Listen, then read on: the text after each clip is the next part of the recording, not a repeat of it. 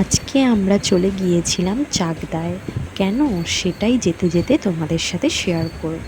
প্রথমে চাকদায় আসার পর একটা সুন্দর মন্দির দেখতে পাই, এটাকে ছোট দক্ষিণেশ্বর মন্দিরও বলা হয়ে থাকে। তারপর আমরা এভাবেই এগিয়ে যাচ্ছিলাম আমাদের লোকেশনের দিকে। আজকের লোকেশন ছিল বিরিয়ানি প্লাজা, চাকদার একটা খুব নামকরা দোকান।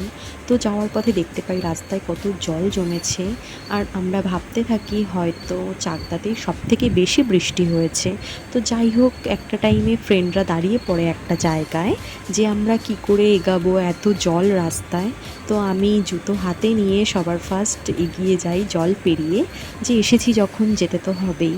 তারপর আমরা সেই দোকানের উদ্দেশ্যে চলে আসি, বিরিয়ানি প্লাজা।